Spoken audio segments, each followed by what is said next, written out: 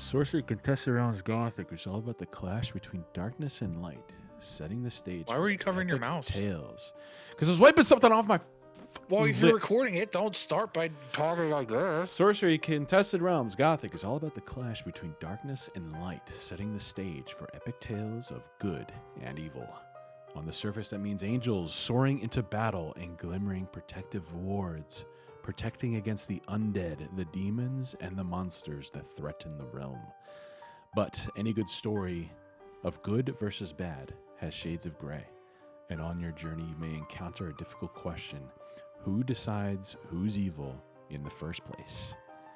The stories you create in your games of sorcery may answer that question in countless different ways, but today we get a clean-cut answer courtesy of the Prophets of Doom pre-constructed decks.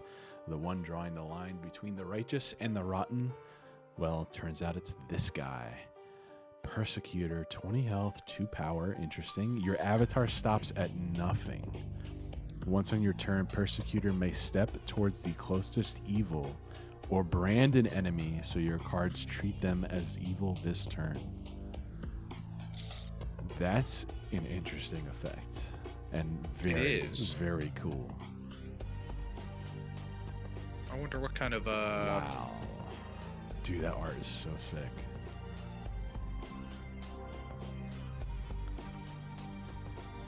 Two power too, so I guess it's supposed to be like a brawler. I'm guessing so. Oh, it's not even a tap wheel. I didn't even realize that. Yeah. Oh, so you just get a free movement, Yeah. and if no one's evil, you could just make them evil. Yeah. That's pretty cool. I like that. If you make so like evil things can't have wards, so I wonder if like something has ward and you make it evil if it drops off, since it says it can't have it. That could be very interesting. Meet the Persecutor. Persecutor. A lot of shenanigans. One of the new avatars you'll find in Gothic. The Persecutor is the star of one of 4 pre-con decks in Prophets of Doom. And yes, it's one of those sorcery cards that makes such a badass first impression, you may want to give it a little fist bump the first time you see it. While all 4 of the avatars in Prophets of Doom can appear in packs of Gothic 2, the versions you'll find in the precons of exclusive art from sorcery veteran Dan Seagrave. If you aren't familiar with the dozens of cards he's illustrated in sorcery, you might know his work from other communities. He's actually one of the most prolific album cover artists in the history of the death metal music scene, which really explains the vibe he brings to the realm. True to form, Seagrave's take on the Persecutor is nothing short of totally metal. The imagery here is shadowy and threatening. The Persecutor's limbs and proportions are not quite right in a way that feels more unsettling the more you look at him. Yeah, it's true. He's got Some long ass arms. He's got a lanky little arm there. The color balance is striking and sinister, with blacks and reds expressing the burning devotion of the character, and a smoky little swirl of yellow redirecting your eye to the grim, stabbing finger that you'll quickly come to understand as the avatar's key power. But before we get there, can we just acknowledge the equally rad type line? Those little flavor-infused keyword lines are one of my favorite things about sorcery, and while avatars generally have lines that are extra fun, clever, or epic, this one's just so rad it stands out among a field of winners. Your avatar stops at nothing. Gothic introduces the new evil mechanic, which is a really simple, really clever way to add more character and more crunch to sorcery. It's a collective classification that unites 3 different types of minions: undead, demons, and monsters. If a minion happens to be, that's not just limited to minions from Gothic either. Any undead, demons, or monsters printed before or after Gothic are now also considered to be evil. Popular minions like Infernal Legion, Vile Imp, and Dapperal Vampire are all officially evil now. Mega Amoeba is still weird, but it's also evil. And yes, for those of you keeping score at home, my precious Azurage Caravan is now evil 3 times over. Apparently those camels have been getting up to a lot of sketchy things. On its own, being evil doesn't really mean anything, but there are dozens of cards in Gothic that either leverage evil minions for your benefit or punish them in the name of faith and justice. In addition, evil minions can't have wards. The new protective bulwarks of light and righteousness also introduced in Gothic. The evil mechanics all about drawing a line in the sand, an us versus them type concept that can seem pretty basic at first until the Persecutor wanders into your realm and starts pointing his scraggy little finger at people. Once per turn, oh, there's some new cards down there, sick. Once per turn, the Persecutor can make one of two actions. The first is to step towards the closest evil minion.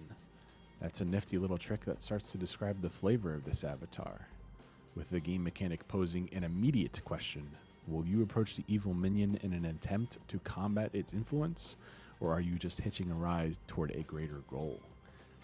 Sure, you could use this ability to outmaneuver an opposing evil and smite it, but maybe it's not an opposing minion in the first place. Maybe it's your minion.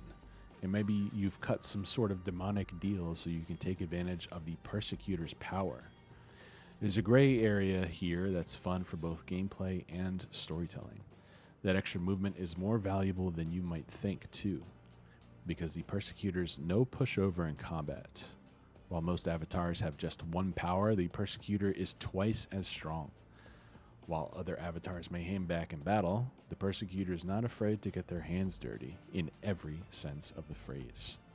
But that's not all. The second half of the Persecutor's ability lets you do something completely different instead, branding an enemy unit so you can treat them as evil. That brand only lasts for your turn and only applies to your card specifically. But suddenly you have the power to turn what should be simple situations into much more complicated ones, exposing minions to effects that they'd normally ignore. Here are two examples. Bind Evil. Is it behind or banned? Bind Evil. Bind. An accusation. Bind Evil, exceptional magic of chaos, neatly knotted. 1 in earth. Disable target nearby evil minion until an adjacent spellcaster taps to release it. That's a pretty good limited card. That's for 1 mana. That's very good. Let's hold some in place. I mean, that might even be good and constructed. I don't know. Accusation 3, 2 fire threshold. Exceptional magic reveals heresy. Target opponent reveals their hand and banishes a card. If any of their cards or allies are evil, you may choose which. That's pretty cool. God, fire's so good. Dude, fire, like... Yeah, very cool. So good. Holy moly. Whoa, is there more? Well, the one demon we saw, I think. But I think I scrolled too fast. Bind Evil is a low-cost earth magic that disables a minion until an adjacent spellcaster can pay the arcane price to release it. Normally, it's limited to undead demons and monsters, and since earth is associated with the devout and the righteous in Gothic, it's normally going to be viewed as a tool of the devoted. But in your hands is the Persecutor, where anyone can be accused of evil for a single turn. Suddenly, you can bind almost anything, even the good guys. Sure enough, you'll find Bind Evil in the Persecutor's pre-constructed deck in Prophets of Doom. Accusation isn't in the precons, but it's another magic you'll definitely want to consider if the Persecutor's your avatar. Normally, it's a simple piece of hand control, maybe a little on the expensive side, and best played when you can time it carefully and your opponent's clearly down to just one key card they really want. But as the Persecutor, just point that finger, drop that brand, and cast your accusation. Since your opponent's now guilty of controlling an evil minion, you'll choose what they discard, making this spell far more flexible. They should have worded that more carefully because it banishes the card. It doesn't go to the cemetery. Still, I get what they were going for. Shackled Demon. We have seen Angry Mob. We haven't seen Angry Mob 4 mana, 2 fire threshold, 3 power. Ordinary mortals roused into rabble. Genesis kill target adjacent unique or elite minion. That's not bad. No, it's not. Great art. Brian Wackwitz, great art there. We've seen Juan's piece on the Shackle Demon. That's pretty good. What other kinds of tricks does the Persecutor carry up their extra long sleeve? Here are 2 more cards you'll find in the Persecutor's Prophets of Doom deck. If you've been keeping up with Gothic previews, you've probably seen Shackle Demon already, but it shows up here in the precons. Powerful demons like this one are always good if you can pay their extra price, but they're especially useful to the Persecutor. You can use them for that extra bit of mobility. I love it. The one handing out judgments has extra incentive to dip into more questionable pools of allies. It's very, very sorcery. But in all that moral maneuvering, it's easy to stir up controversy. The Persecutor's precon deck also includes Angry Mob. There's a running through line in Gothic of countermeasures to big heavy hitters, and Angry Mob's a great example. Drop them adjacent to an elite or unique minion, and this fired up crowd will carry that big timer straight to the cemetery. They don't care if their target's evil or not, which makes them a perfect pairing for the Persecutor's theme. Gothic is set to shake up the balances of the realm in many ways, and cards like Angry Mob are going to make some big upsets. The Persecutor is just one of 4 new avatars from Gothic, which you'll find featured in the Prophets of Doom pre-constructed decks. All 4 strategies in the Prophets of Doom are carefully designed to match well against one another, so you can choose your avatar, grab some friends, and get ready to weave some epic new tales as you duke it out.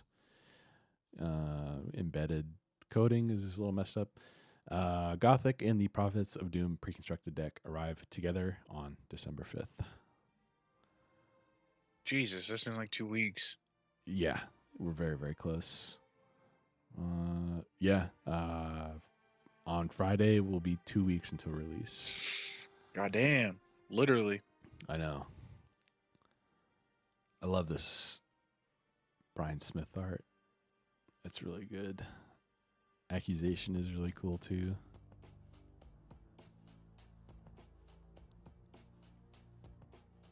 I love this art. I'm glad that I picked up the precons. Yeah, they looks really good. If you want this art, like, other than like potential foil variants, which we don't know where those will be at, I'm gonna guess maybe a Dust Store reward, possibly. Yeah. You can only get these Dan Seagrave arts in the precon decks. Yeah. The normal arts will be in the booster packs inside the box, in the booster boxes, from what we've heard EC say. What do you think? He looks pretty fucking sick, honestly. Yeah, I like the theming of it. It's like the fact that he can choose what's evil. It's like he could just lie to make his ends meet. Yeah. Yeah. You know what I mean? Like he stops at nothing, so it's like he's not a good guy. I've got a quota to fill, dude. Well, he thinks he's a good guy probably, but like witch hunters did back in like the 1700s. Yeah. They think they're good, but yeah, I like the theme of it. What was that one book? The Malice, Maleficum, Malacum, yeah, Malice, I can't something pronounce like that. it, but yeah, he probably wrote that book. This guy wrote that book. You ate my grilled cheese. You're evil. Yeah, it's gonna be a lot of fun with that. Yeah, man. Wait, so we saw the other one, right? The Necromancer? Or Necromancer we've seen. that was the one. Pay 1 for skeleton or something. Once per turn, you can pay 1 mana to summon a skeleton token here, wherever you're. So we still have 2 more.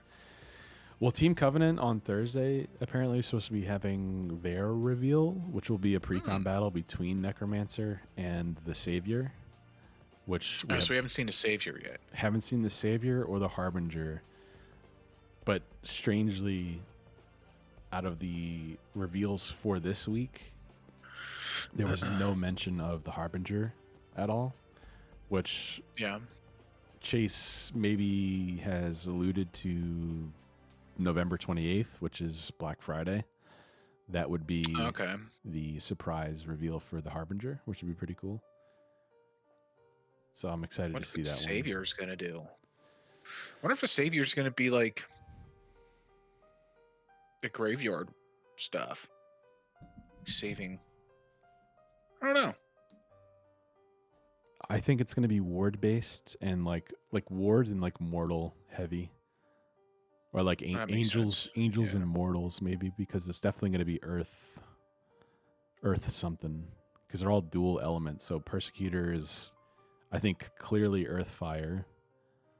Necromancer's probably because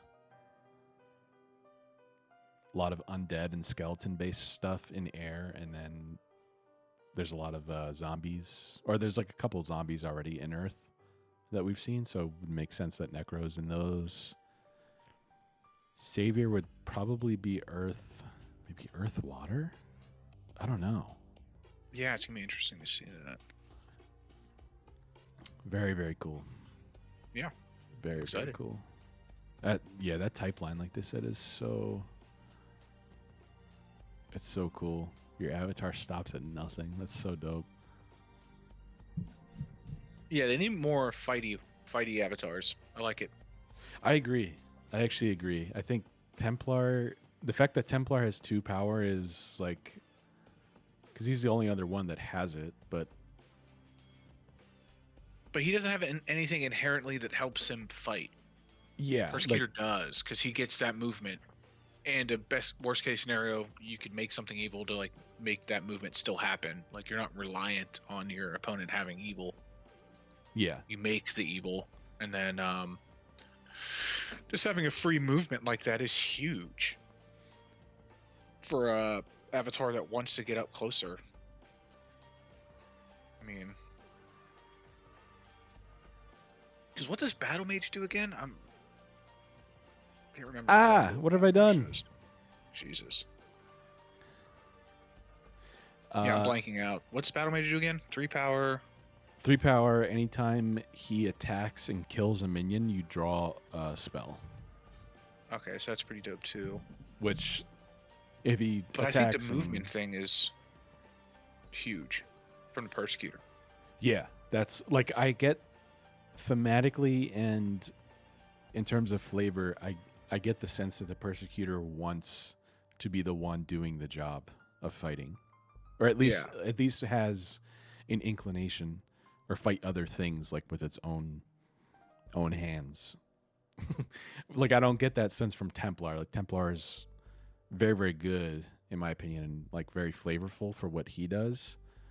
But his 2 power, I feel like, is largely just there. Largely just there. I wouldn't say irrelevant, because it's actually better than that. But yeah, it's mostly just there and helps like in other ways. But Persecutor, I feel like, I mean, you could put a Torch Hammer trinket on Persecutor, and he becomes a pretty significant threat against a bunch of low cost minions. True. Either way, And the fact that it's just a free ability is huge. Yeah. Because a lot of avatars that have tap abilities, it really like mucks up the decision making a lot of times. Well, unless you're like really, really fucking good. Yeah. At least like for me, I'm like a middling player, so a lot of times I get like decision paralysis of like, okay, you know what I mean? Mm-hmm. When's the best time to actually use this ability and not, play a sight or draw something, but just having it like that just happens? It's pretty nice. I like it. It's clean. Very cool. Yeah, I'm gonna enjoy playing with the Persecutor. I want to get all the avatars in foil. I want to name Chris as evil. I wonder if you can do that. Well, it doesn't even need to be named. That's just. I'm just gonna point at Chris. It's like, you're evil. I'm the Persecutor. This is my right. Give it to me. You're